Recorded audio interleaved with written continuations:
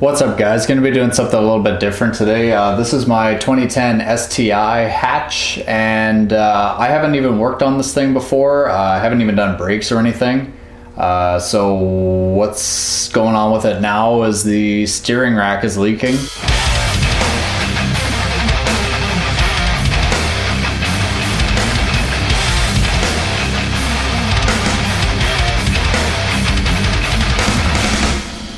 And this is a really common problem on these cars, and nobody has any info on how to rebuild the steering rack. All it is the seal where the steering wheel shaft goes into the rack itself. There's a couple seals in there. I found the part numbers. I got that order to have them here.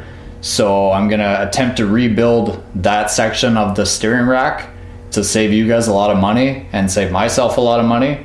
Because Subaru wants probably about $1,000, and I found one on Rock Auto for much cheaper, but still figure I might as well try and do it myself and make something educational out of it. So hopefully you guys can learn how to do this. And there's not even any, I haven't even been able to find any write-ups or anything on how to do this. So for all we know, I could screw it up, and I might have to buy a new steering rack out of this, and this thing will be off the road until I get a new one. So we'll see what happens, but till then, let's get started.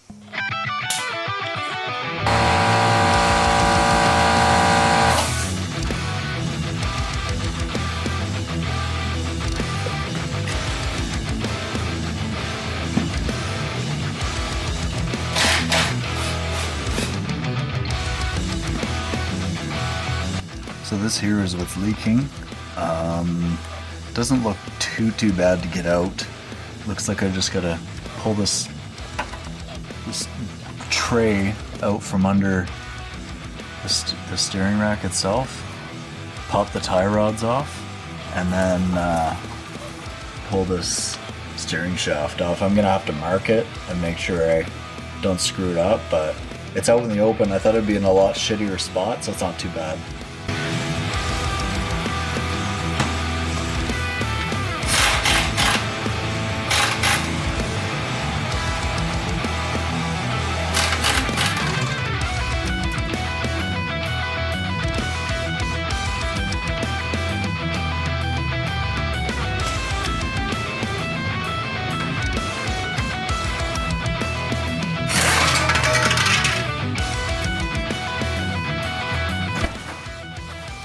And if you can't get the cotter pin off the tie rod, like on this one, I just bend the cotter pin straight up, put a socket on.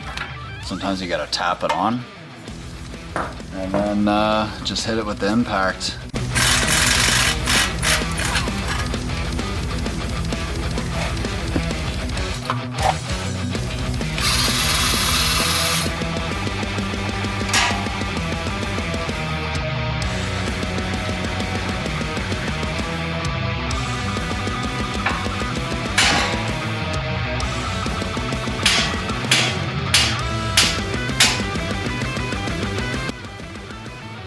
Now you're going to want to keep your steering wheel straight. For demonstration purposes, I did both methods. You can wrap a strap from your brake pedal to your steering wheel, just a little ratchet strap. And then you can also use your seat belt and wrap it through the bottom and then buckle it in so that this stays straight. Because when you disconnect the steering shaft, you want to mark the splines and make sure everything goes back together properly, and keeping the steering wheel secure will prevent anything from screwing up. So okay, so you just gotta pull this bolt out, make sure your steering wheel is locked in position like I said, and then I just etched it with a little drill bit so that when I put it back together, you can use a paint pen or something, but I prefer to etch it just in case it gets rubbed off. But this thing is really hard to get off, but one little trick I did was you take a flathead, kind of shove it in and start prying it to kind of spread it apart a little bit, and then now I can actually move it. But I think what I'm gonna have to do, I can actually move it a bit now, yeah, like that. But I think what I'm gonna have to do is start dropping the rack, and then it'll slide out fully then. but that would kind of make it hard to get back in, but I guess that's what you have to do. So we'll try that. This is your power steering pump. Supposedly, I read online that it's easier to pull the rack out if you disconnect this banjo fitting at the top at the pump, and then over here disconnect this from the reservoir, and then it'll all go down together as you take the whole steering rack out, and then you can get the fittings on the rack itself after the fact. Apparently that just makes it a lot easier, and when I was under there, it did look like it would be really hard to get at those lines where they are, so I'll just do it the way that they said they did it, and apparently it's much easier, so.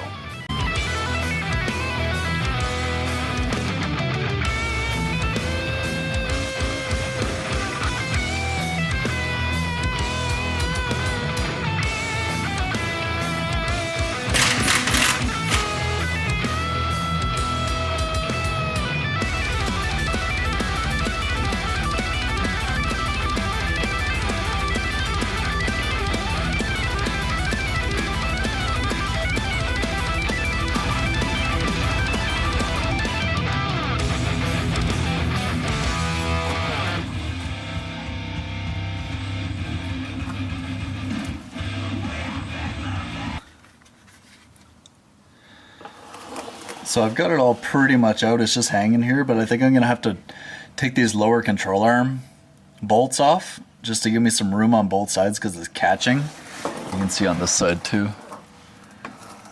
Same deal. Well, you can't see it. There it is. Yeah, it's catching there, so I'll just try pulling that out, the lower control arm bolt, and then it should just come right out now.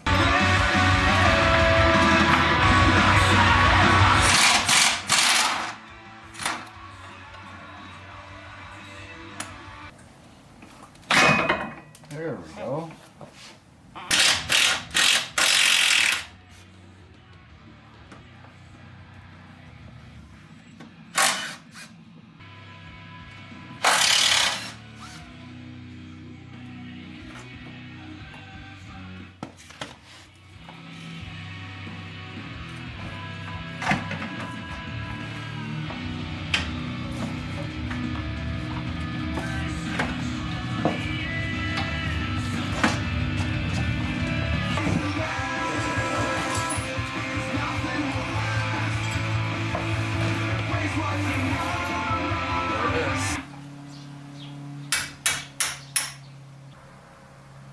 So I'm going to try to take this off, and in order to do that I think I just got to pull these lines off, and then from the look of it, it should slide off this way, and then I can change the seals in here.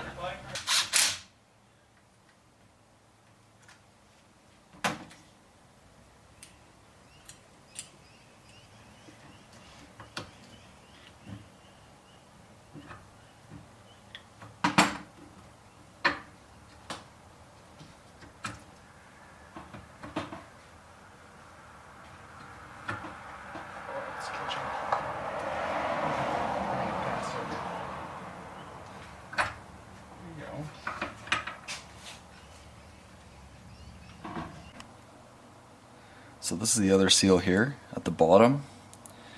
It looks like it is all held together with a snap ring here. So I think this whole thing just slides off, and then you can just change that. So we'll see how that works.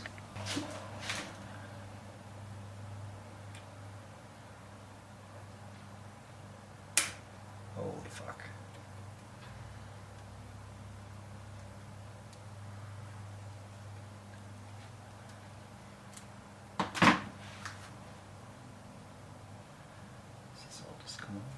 Oh yeah. Sweet.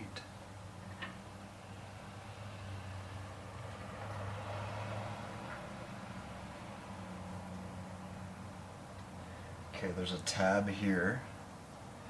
There's a tab here. And there's a tab on this side to make sure it all goes back in the same place. So that's good. And then this seal just slides off.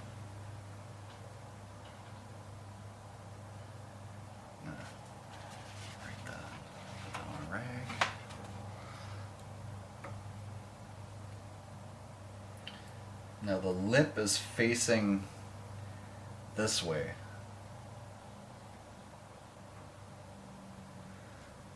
So we'll put it in like that instead of like that.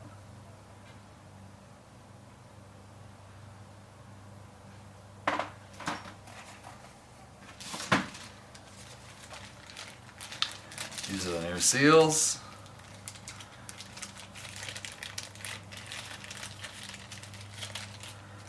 Slide this one on, it's already greased. Slide that on. I'll make sure that's nice and clean.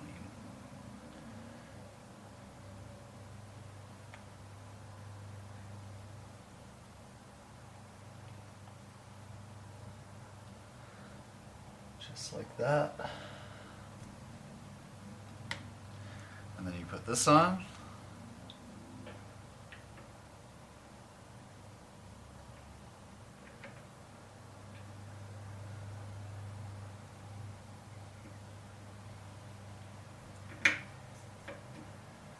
There you go. That's it. Put it back together. Where's that snap ring? Put the snap ring back on.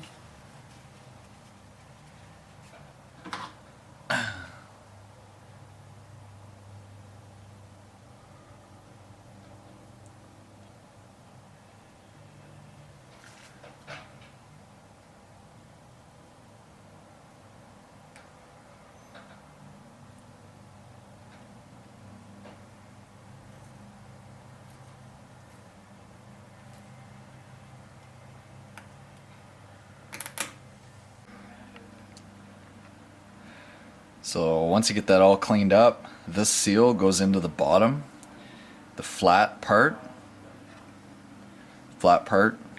goes into the bottom like this. So you put it in like that, and then you take this collar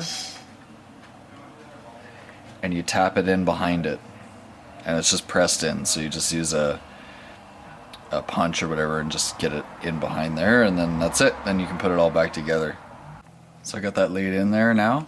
And to drive it in the rest of the way, I use a 7/8 impact socket with a little extension, and it slides in perfect. And you just give that a tap with a hammer, and that's it.